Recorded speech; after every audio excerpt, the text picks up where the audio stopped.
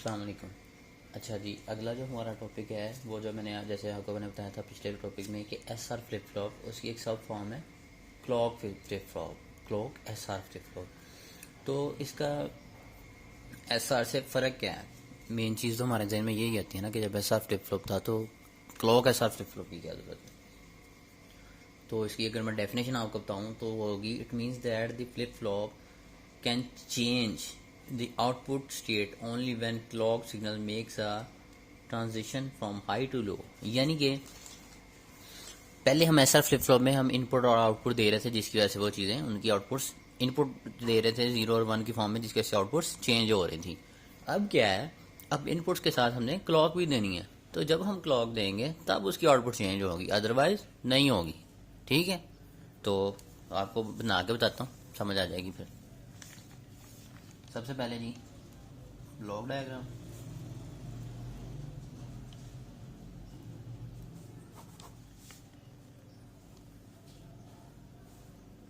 Block diagram में again शायद आपको याद हो, मैंने आपको कहा था कि जो मर्जी इनपुट आ जाए इसकी आउटपुट हमेशा दो ही रहनी है, क्यू एंड क्यू बार या कॉम्प्लीमेंट, यानी कि आउटपुट और आउटपुट का कॉम्प्लीमेंट।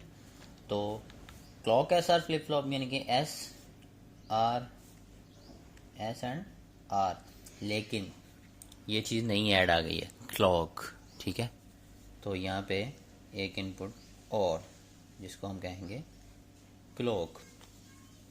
ठीक हो गया जी, ये हमारी आ गई है block diagram of clock S R flip flop की। ठीक है, अब अगर हम इसकी सर्किट डायग्राम बनाएं तो वो कैसे बनेगी जी? वो बनेगी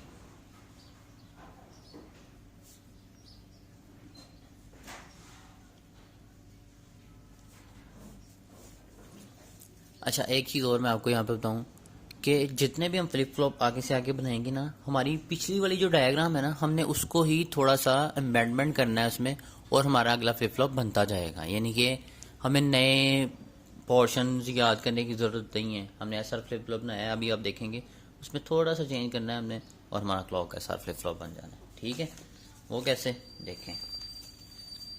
सबसे पहले तो हम अपना वही पुराना एस आर फ्लिप फ्लॉप बनाते हैं। देखें,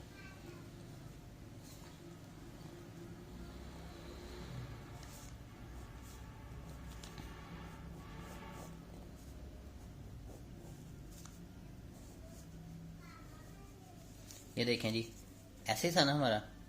ठीक है, चेंज क्या करना है हमने, यानी कि एडिशन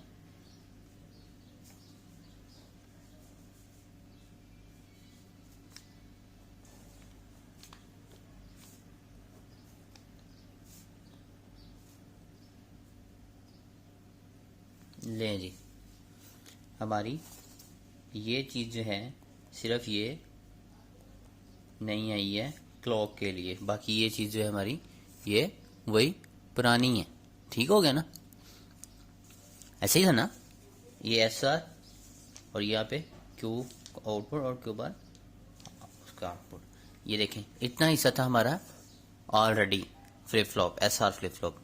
क्लॉक लगाने के लिए हमने क्या किया, इससे पहले भी दो नैंड गेट लगाए, दोनों के एक इनपुट को कॉमन करके क्लॉक पल्स दे दी, और एक एक इनपुट को नाम दे दिया एस और आर का। ठीक हो गया जी? अच्छा जी, अब अगर हम इसका टेबल बनाएं तो वो कैसे बनेगा? क्योंकि तीन आउटपुट हैं, तो 2⁻c इज इक्वल टू 8। ये फॉर्मूला याद है ना, 2⁻n वाला? ठीक है, सबसे पहले तो इनपुट, तो इनपुट आ जाएगी G S R and clock 0 1 0 1 0 1 0 and 1, 8 तक चले गए हम। ठीक है, उसके बाद 0 0 1 1 0 0 1 1, उसके बाद 4 0 4 1। ठीक हो गया जी? उसके बाद आउटपुट पे वो आउटपुट और क्यू बार उसकी दूसरी आउटपुट। ठीक है, ये चीज़ ठीक हो गया।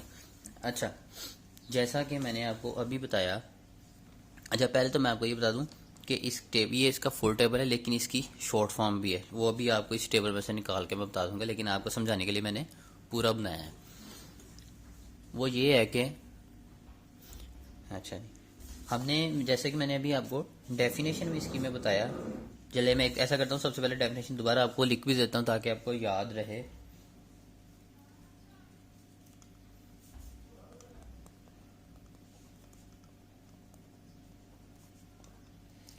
Flip-flop can change the output state only, या ये लफ्ज भी गौर करें, only when clocked signal makes transition from high to low। ठीक है, यानी कि जब हम क्लॉक को इनपुट देंगे तब ही हमारी जो है आउटपुट चेंज होगी। ठीक है, तो अगर आप गौर करें तो इतने हिस्से में तो हमारी क्लॉक जो है ना वो क्या है, 0 है। तो इसको करें या ना करें तो कोई फर्क तो नहीं पड़ता, क्योंकि हमारा वर्क ही नहीं होना, आउटपुट्स तो निकलेगी हमारी। यानी कि हम इस 0 यहाँ पे 0 अप्लाई करेंगे, एस पे भी 0 अप्लाई करेंगे, आर पे भी 0 अप्लाई करेंगे पहली लाइन के मुताबिक। तो जिस तरह से हमने पीछे आउटपुट्स निकाली हैं वहाँ पे यहाँ पे भी आउटपुट्स निकलेंगे, लेकिन वो वर्क नहीं करवाएंगे ओरिजिनली में एसआर को प्रैक्टिकली लाइफ में, क्योंकि क्लॉक तो 0 है। ठीक है, तो हम स्टार्ट करते हैं यहाँ से। यहाँ पे क्लॉक हाई है, ठीक है, तो क्लॉक हाई है, यहाँ पे है जी क्लॉक 1 है। क्लॉक पे अगर हम दे दें 1, एस पे दे दें 0 और आर पे दे दें 0।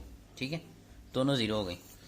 अब अगर आप देखें तो एस यहाँ से आई, इस जगह पे 0 हो गया, और ये क्लॉक आई 1। 0 और 1 मल्टीप्लाई जब होते हैं एंड गेट में क्या हो जाता है, 0, और 0 1 0 हो गया, और 0 का कॉम्प्लीमेंट क्या आ गया यहाँ पे 1। इधर भी 0 था, 1 क्लॉक आई, 0 1 0 कॉम्प्लीमेंट 1। ठीक हो गया ना, ठीक है। तो जब दोनों इनपुट हमारी ये देखें अब सेम जा रही हैं, तो इसको मैंने आपको क्या बताया था, जब दोनों हमारी सेम हो जाएंगी तो उसको हम होल्ड या नो चेंज या कोई भी नाम दे देते हैं हम। तो यहाँ पे हम इसको दे देंगे नो चेंज।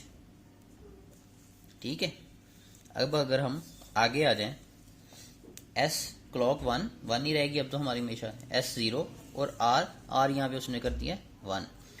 इसको हम करके देखते हैं, इससे क्या आता है जी, एस 0 है, 1 क्लॉक 1 है, 0 और 1 0, इसका कॉम्प्लीमेंट लिया 1, यहाँ तक 1 ही है। इधर क्या है जी 1 एंड 1 मल्टीप्लाइड बाय 1 एंड 1 का कॉम्प्लीमेंट 0, तो ये हो गया 0। ठीक हो गया।